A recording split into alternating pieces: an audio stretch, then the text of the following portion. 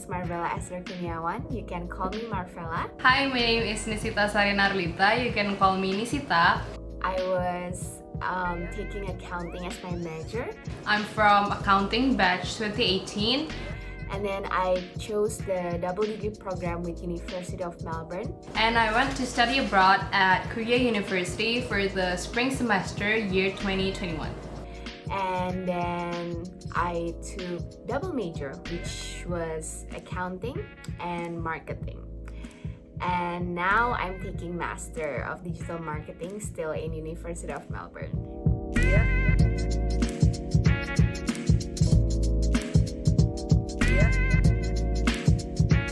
Okay, so I think there were a lot of reasons and considerations why I've chosen University of Melbourne. The three considerations why I chose Korea University was because first, But I think some of the important considerations would be the fact that University of Melbourne is one of top universities not only in Australia but also in the world. the university is listed within the QS World Rank. Second is because of the courses. I'm an accounting major, so there were 3 mandatory courses that I have to take, and Korea University provided them. Also, the third one would be because of the professors. And so that is why I believe that I can get amazing, insightful and exciting educational experience. Also, I've heard that Melbourne itself is one of the best cities in the world, and so why not, having the best, not only educational experience but also outside of uni experience. As listed on the website, the campus website, the professors are mostly international researchers, and for me personally, I would like to have the experience to be taught by them so that I can gain experience and more insightful things. And the last thing would be because of the campus itself. Korea University is part of the Sky University, and it is considered the top 3 university in South Korea. So my consideration was, because it's a top university, I think if I go there to study, I can gain a lot of new experience.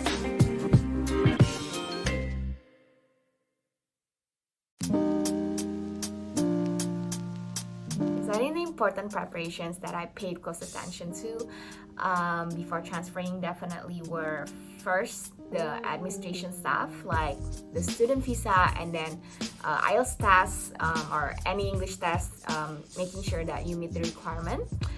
Study plan document consists of the courses that you're going to take, the number of credits, and also the syllabus. And if the courses that you're willing to take are mandatory courses, you have to compare it with the one that FEB KKI provides by the syllabus. And then in terms of moving to the Melbourne itself, I think accommodation is definitely important. You secure the accommodation so that you will be less stressful when you later arrive at Melbourne. And then you have to prepare for the registration documents. For Korea University, they provided all the registrations within their website, so you can go check their website there. And the most important thing that you have to prepare to registrate is your IELTS certificate, and then your passport, international health insurance, and also your medical records.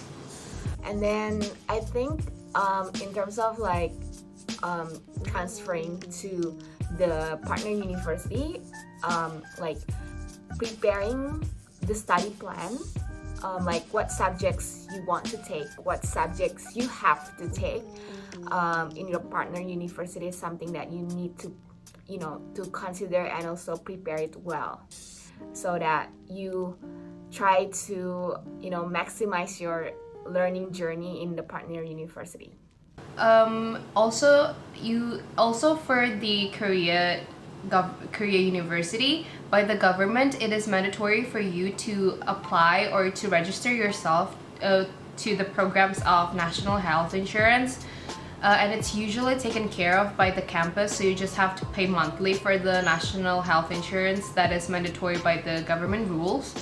And then for the accommodation, you can choose between on-campus or off-campus. I lived off-campus in an apartment with a roommate, and I order it by Airbnb. But if you're interested in living on campus, then you can go check out their accommodation website.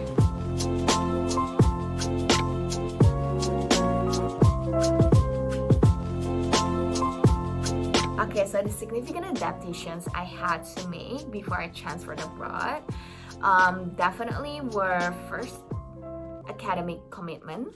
The very first thing that I had to adapt with was the language, because South Korea main language is Korean.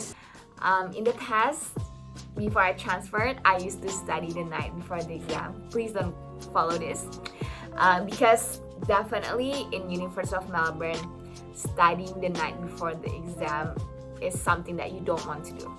It's impossible to comprehend all these 10 weeks lessons in only one night. So definitely academic commitment is something that you have to improve when you transfer. I had to learn a little bit of Korean. I had to learn how to read Hangul, and then I had to learn some sentences for daily life, such as where's the bathroom, where's the bus stop, where's the MRT, and how to order food in Korean. And also the culture there for the students are pretty different from here. The study culture there is pretty intense.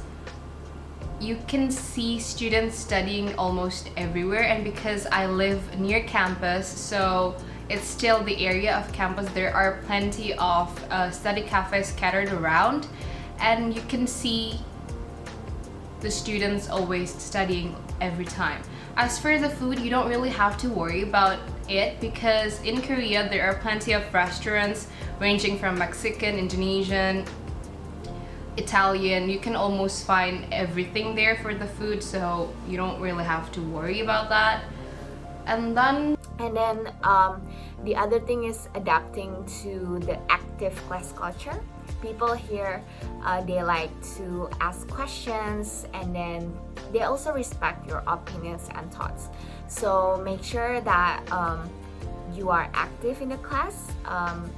That's actually one of ways how you can develop and getting used to the critical thinking that University of Melbourne values. Yeah.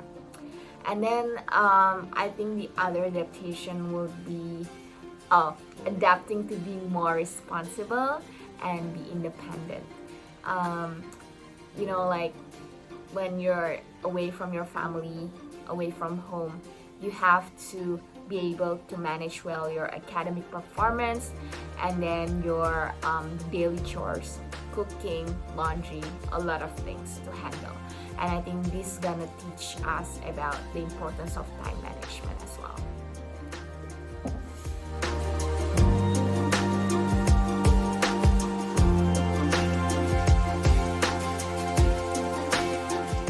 Okay, so about the differences between studying in University of Melbourne and in Indonesia, and which one that I prefer, I think I'll answer this in a way that I acknowledge that both universities have their own weaknesses and strengths, that I definitely love to study like in both of the university. They are all awesome, but I think I'm just gonna answer in terms of what I like from studying in Melbourne.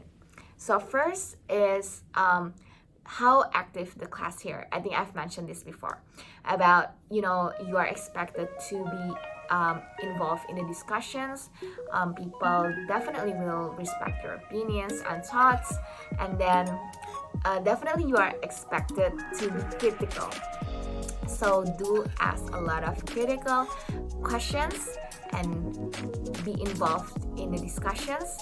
the advantages and disadvantages of studying in Indonesia and studying in South Korea for me are when I live and study in South Korea, the advantages would be I get to meet new people and I get to learn new knowledge and gain new experiences. I also get to learn new language, I get to learn Korean, and also I get to learn about their culture, not just Korean culture, because some of my friends are from different nationality from me, like from the US or from Italy, so I get to slowly learn their culture too.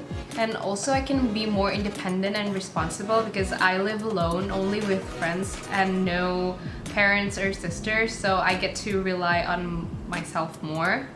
For the disadvantages is that the study culture in Korea is pretty competitive and intense, so sometimes it can get pretty draining and demotivated. And also the living cost in Korea is quite expensive comparing to Indonesia, so it's highly cost and it's not quite familiar with the language. Sometimes there are still language barriers that I face and it's quite hard. As for studying and living in Indonesia, the advantages is that I get to live with my parents and my sister near my family, near what I'm familiar with. And here, comparing to the South Korea living style, it's more affordable and more comfortable too. For the disadvantages is that studying here, I can't really experience the international culture that I get to experience back when I was in South Korea. And I don't get to meet different people much because I don't hang out with new people. I have my peer group of friends, so yeah. If I were about to choose whether I like studying more in Indonesia or South Korea, I think I like studying at both places because they have their own greatness, each country, and I thoroughly enjoy studying in both countries. So yeah, I love studying at both in Indonesia and in South Korea.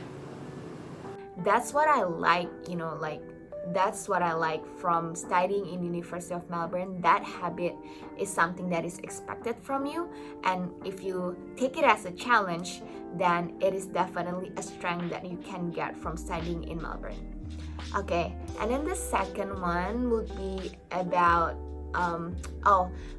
how rich is the lessons here.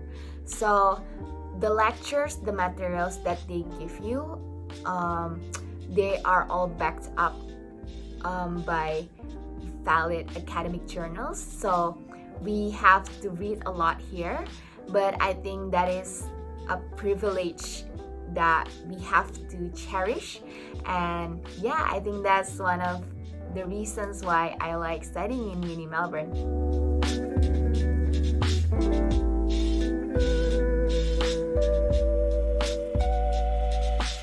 Okay, so about the living cost, I think living cost is something that varies across different people because it really depends on the lifestyles. But I can say that in general, living cost in Melbourne is at least double the living costs you usually incur in Indonesia. For the living cost in South Korea, I'm going to explain it to you in one because the rating might be different from my time and your time. For the very first mandatory thing that I have to spend for accommodation is around 900,000 won monthly. And then for the food, every time I go outside to eat, because I live in the student area, so the food there is cheaper than when you go to Apgujeong or Gangnam. So it costs around 5,000 to 10,000 per meal. And then for coffee, it costs around 3,000 to 4,000 won. I think the main reason would be the accommodation. The accommodation here is expensive. But I think it's something that you can also manage if you strategize well, because if you stay a little bit far away from the city, you can get cheaper rent fee. And then in terms of food, I think purchasing food from restaurants or eating out is expensive because you have to pay for the service. But if you want to save, you can do groceries and cook at home. That will save your living cost. And for health insurance, you have to pay for the national health insurance, and it's around 33,000 won until 36,000 won. It might change, so you have to check the website, the government of Korea website, and also the travel card, because I mostly use public transportation, so I had to have a T-money card where I can use it everywhere for transport like buses, MRT, and monthly I usually deposit around 20,000 won to travel using my T-money. And for grocery, it depends on what you buy, but mostly I usually do weekly grocery, and my grocery can last for a weekly, it's around 30,000 won, and I usually buy chicken, egg, or like vegetables and stuff like that.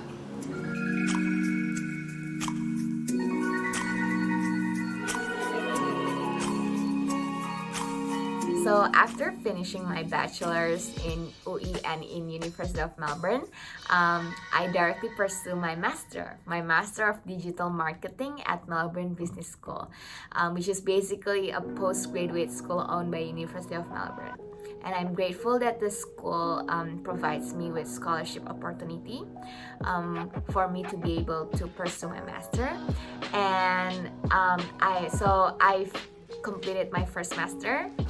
My life after I studied at Korea University for around 6 months is that basically I feel more confident about my networking skill, because I get to meet a lot of new people with different nationalities, with different culture too, so I get to be more understanding and more independent and also more disciplined.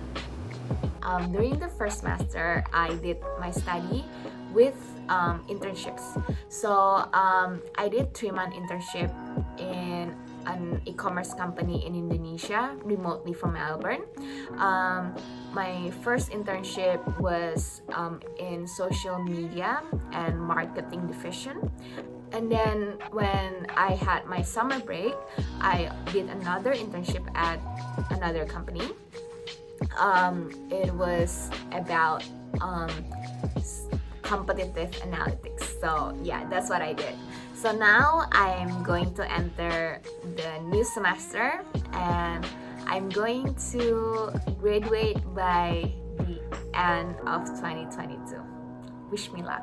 And as for my university life in Indonesia itself, I'm currently on my final year, and I'm preparing for my last report to graduate, internship report to be exact.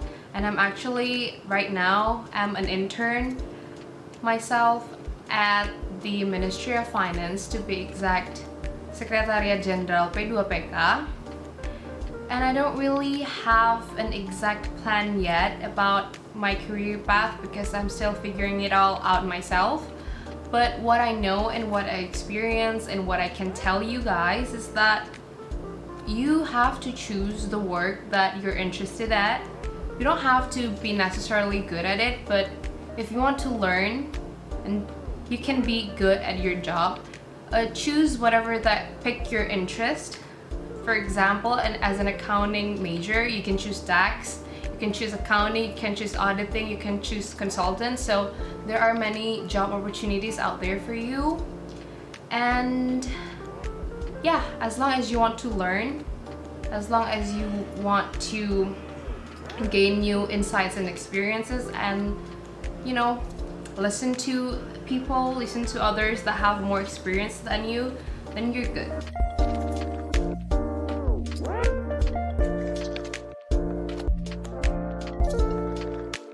So I'd love to say all the best for all the students who are completing their transfer or exchanges. Please enjoy your study, enjoy the socializing time, enjoy the university experience. Stay happy, stay healthy. Keep on learning, keep on growing, enjoy your season, and give your best at whatever you do. I hope that from having the opportunity to study abroad, we can later share what we've gained from this opportunity to others, and basically make a positive impact wherever you are. All the best. Going to study to someone else's country might be overwhelming and scary at the same time, but it's going to be worth it and fun and unforgettable experience for you. So that's okay. And my advice for you is that if you don't necessarily achieve this one goal of yours, you can always change your goals into another goal, and failure is always a part of success. So don't give up when you find yourself failing or not getting accepted to one university that you want. There are always other opportunities open for you. And when you're in someone else's country, please be respectful, be mindful, and be more understanding, because you will face some differences in culture, in languages, in food. But as long as you want to learn, as long as you want to be better, you're going to be fine. You're going to make it through. And you have to have an etiquette and manner. Don't forget about that, because that's very important. And that is really all. Just enjoy yourself while you study, while you network with people, while you're there, you know. And that is really all from me. That's all that I can say from my experience. Wishing you all luck, health, and happiness for your adventure ahead. And thank you for having me, and see you next time. If we can actually meet, that would be cool. And thank you.